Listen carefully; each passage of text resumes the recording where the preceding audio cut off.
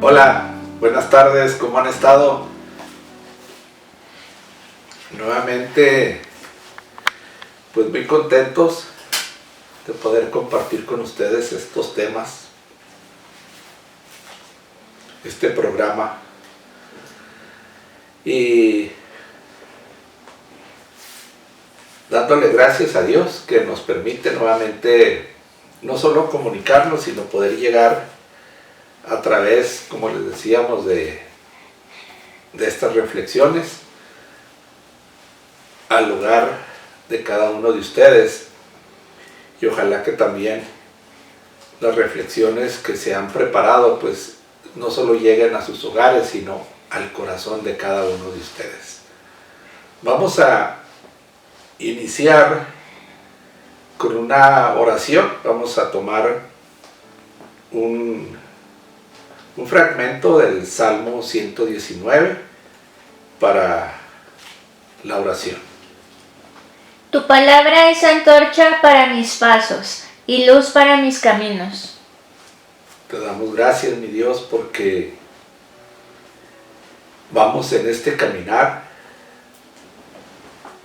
pero no vamos solos, porque sabemos que tu amor y tu misericordia nos acompañan. Pero también, como lo dices en este salmo, tu palabra es la que nos guía, la que ilumina nuestros caminos, la que conduce nuestros pasos. Danos, mi Dios, un corazón sencillo, un corazón abierto a tu palabra, para que, teniendo un corazón sencillo, nos dejemos guiar, nos dejemos conducir por ti cada día de nuestras vidas. Amén. Bien, pues estamos con nuestro programa Preparándome para el Camino.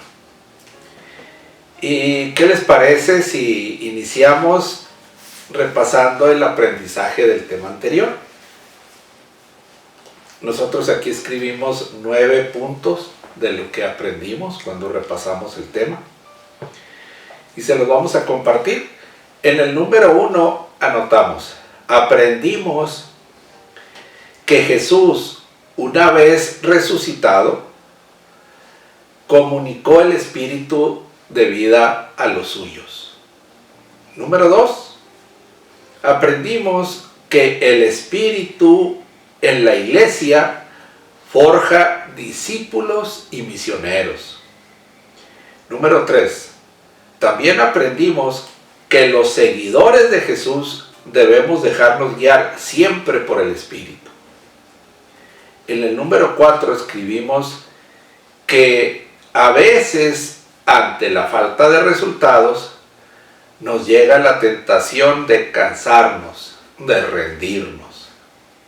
Número 5, aprendimos que lo anterior, esa tentación de cansarnos, de rendirnos, de retirarnos, vimos en el tema, es porque nos falta una espiritualidad profunda. Y por eso experimentamos pesimismo, fatalismo, desconfianza. Número 6, aprendimos, según el documento de la alegría del Evangelio, Evangelii Gaudium, número 279, aprendimos que el Espíritu Santo obra como quiere, cuando quiere y donde quiere. Número 7, aprendimos que debemos alimentar nuestra confianza en el Espíritu Santo. ¿Cómo se alimenta esa confianza? Invocándolo constantemente. En el número 8, aprendimos que debemos transmitir a los demás no solo conocimientos, sino transmitirles el entusiasmo de anunciar el Evangelio. Finalmente, número 9, aprendimos que debemos aprender a descansar en la ternura de los brazos del Padre. ¿Sí? Cuando uno tiene ese desaliento, ese desánimo, esa desconfianza, ese fatalismo, nos dice el Papa Francisco, es que necesitamos aprender en medio de nuestra misión, de nuestro trabajo, de nuestro apostolado, aprender a descansar en la ternura de los brazos del Padre. Eso es algo muy importante. Bien, continuando con el programa, tenemos ahora el tema número 10. Este tema se llama Caminando a la luz de tu palabra. Y no es un tema acerca de la Biblia, ¿no? Ya hemos tratado bastantes temas sobre Biblia. Incluso tuvimos un retiro de crecimiento cuyo tema fue la Biblia. Un retiro muy interesante, muy importante, como todos, pero este estuvo bastante interesante. Bien, este tema número 10, Caminando a la luz de tu palabra, nos va a llevar a darnos cuenta que toda nuestra vida es caminar. Toda nuestra vida es un caminar. Es un ir y venir. Es, como decía el poeta, es andar y andar los caminos. Esa es nuestra vida, andar y andar los caminos. Pero algo bien importante. Nosotros, usted y yo, los que hemos encontrado a Jesús, sabemos que en ese andar y andar, en ese ir y venir de nuestra vida, ese caminar es a la luz de la palabra de Dios. Pues recuerda lo que decíamos en la oración. La palabra de Dios, dice el Salmo, es la antorcha que guía nuestros pasos y es la luz que nos permite ver el camino. ¿Qué quiere decir esto? Que si caminamos a la luz de la palabra de Dios, no nos vamos a perder. No nos debe de llegar el miedo, la angustia, el desánimo. Y lo más importante, no nos vamos a extraviar, no nos vamos a perder. Bien, acuérdense lo que dijimos al principio de este programa, en la introducción. Si se acuerda, hablamos de algo que dijimos que necesitábamos tener durante todo el programa y durante toda nuestra vida cristiana. No perder el enfoque. ¿Sí se acuerda? No perder el enfoque. Estar bien enfocados en que tenemos una meta. Y a esa meta es a la que vamos caminando, vamos corriendo, vamos andando. Y esa meta es la casa que el Padre tiene para cada uno de nosotros. Entonces no perdamos el enfoque. Y por eso decíamos, no hay que perder el enfoque. Y estar preparándome para ese caminar. Y por eso la luz, que es la palabra de Dios, nos permite mantener el enfoque. Siempre enfocados en el camino. No salirnos del camino, no perdernos, no extraviarnos. Muy bien. Esa palabra, mis queridos hermanos, siempre ha acompañado a la humanidad. Siempre. A través de toda la historia, y es la revelación divina. Y podemos ver en el Catecismo de la Iglesia, en el número 26,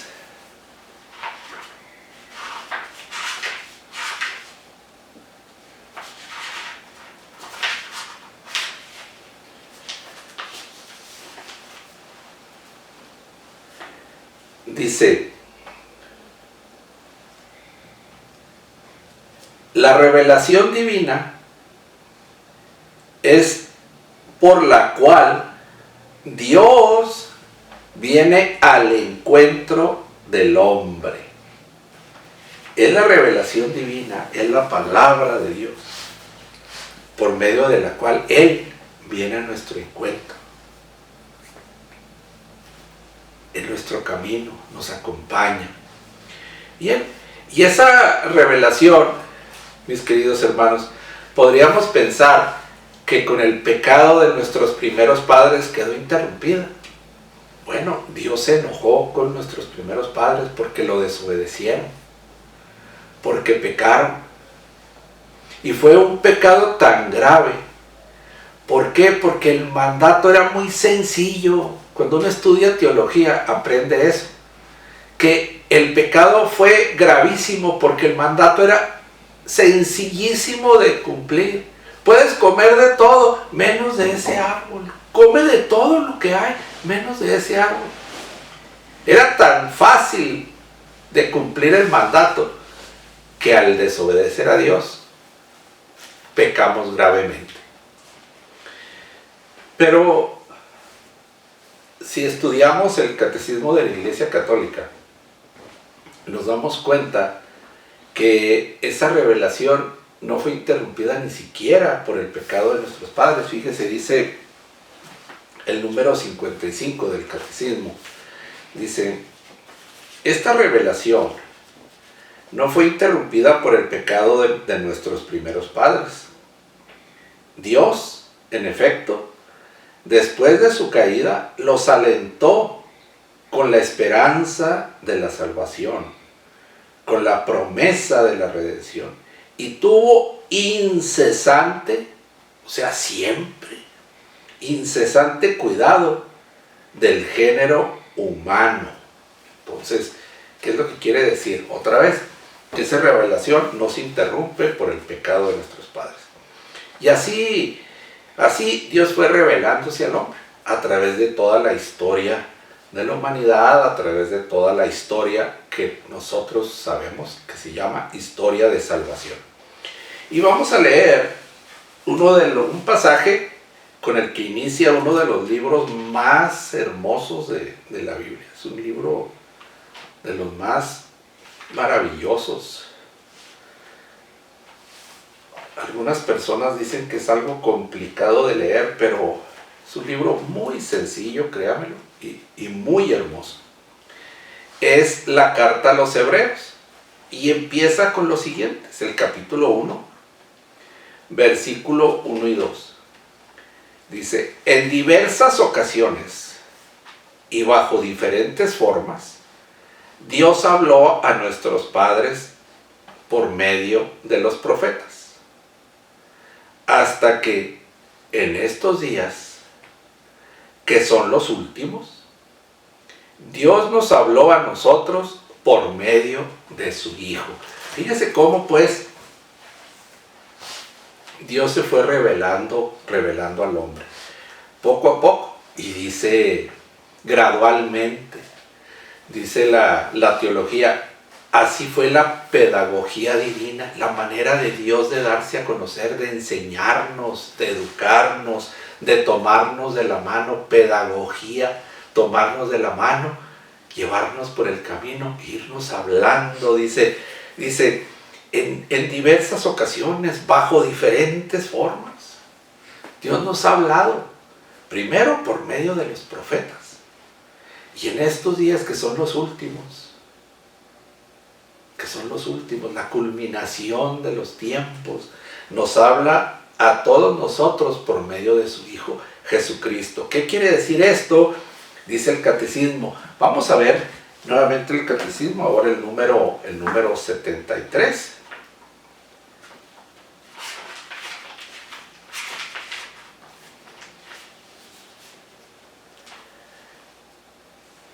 Dios se revela plenamente enviando a su propio Hijo. El Hijo es la palabra definitiva del Padre. Catecismo de la Iglesia, número 73. Dios se ha revelado plenamente. Fíjese cómo San Pablo lo dirá en ese pasaje hermoso de la carta a los Gálatas. Llegada la plenitud de los tiempos, Dios envió a su Hijo, nacido de mujer, nacido bajo la ley, para rescatarnos. Y es lo que estamos viendo en la carta a los Hebreos y en el catecismo. Dios nos ha hablado. Dice el catecismo, Él no dejó a nuestros padres, sino que incesantemente tuvo cuidado de la raza humana. y nos siguió hablando, nos fue educando, hasta que llegada la plenitud de los tiempos nos habla a través de su Hijo Jesucristo, palabra definitiva del Padre. Y lo constatamos, lo comprobamos. Si esto necesitara comprobación, que no necesita comprobación, pero como es una reflexión, tenemos que dar todos los datos necesarios. Leemos el Evangelio de San Juan, la primera parte. Recuerde cómo está estructurado el Evangelio de San Juan. La primera parte, el prólogo, y fíjese cómo dice el capítulo 1, verso 1, el prólogo del Evangelio. Al principio era el verbo, era la palabra, al principio era la palabra. Dice el Génesis, y dijo Dios, hagamos, y dijo Dios, al principio era la palabra. Y frente a Dios era el verbo, frente a Dios estaba la palabra. Y el verbo era Dios, y esa palabra era Dios. Esa palabra era Dios. Verso 14. Y el verbo y la palabra se hizo carne y habitó entre nosotros. Fíjese cómo, pues, Jesucristo es la palabra, es la revelación plena del Padre, es la palabra definitiva de Dios para nosotros. Y no solo nos habló a través de Él, sino que esa palabra toma carne en la Virgen María, se encarna para vivir entre nosotros, para vivir, dice, y el verbo se hizo carne para vivir entre nosotros, habitar entre nosotros. Algunas versiones de la Biblia dicen, y puso su tienda entre nosotros. Muy bien, esa divina revelación ha llegado hasta nosotros y ha tocado nuestros corazones. ¿Por qué será?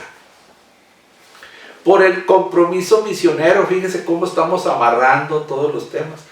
Por el compromiso misionero de los apóstoles, los cuales, fieles al mandato de Jesús, predicaron esa palabra de salvación al mundo. Dieron esa palabra de salvación al mundo.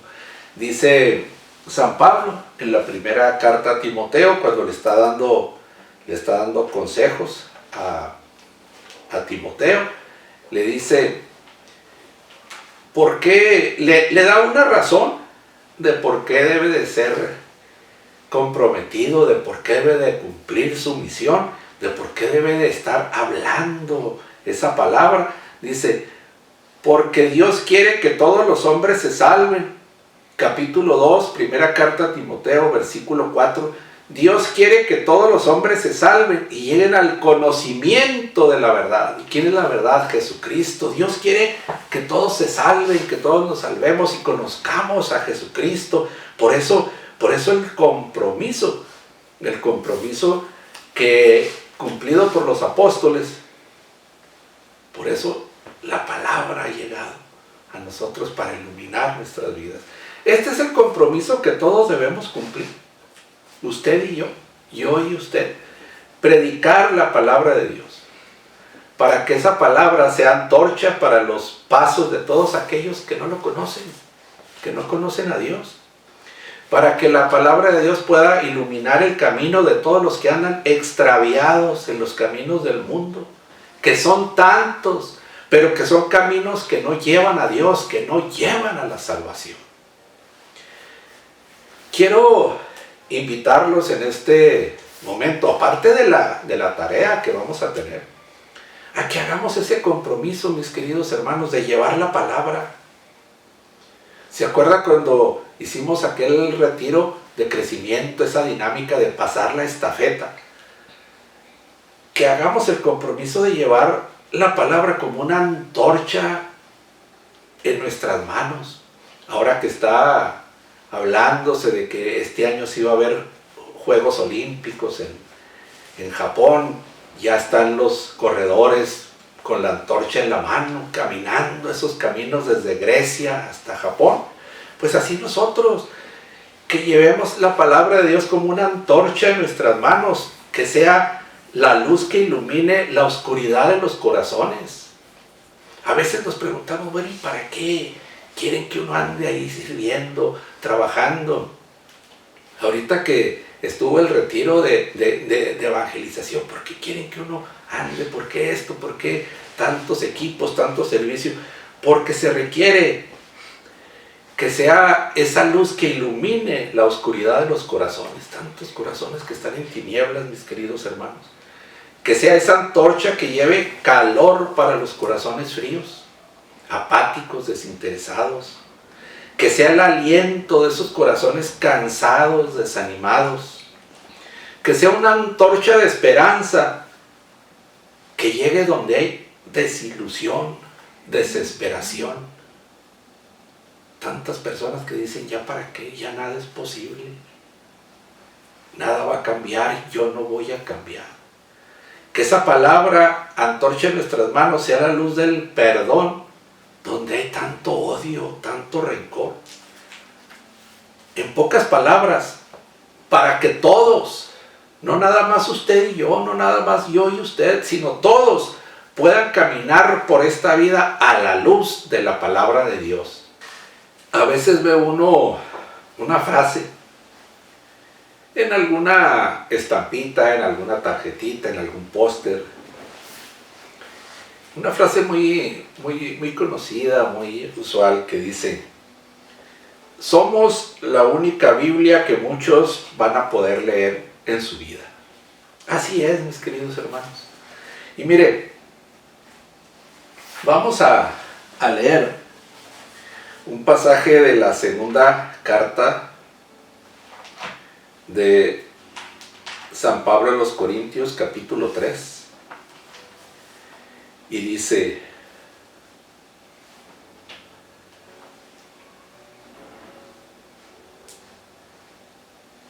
ustedes son nuestra carta.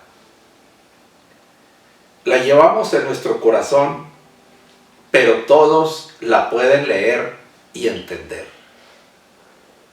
Nadie podrá negar que ustedes son una carta de Cristo.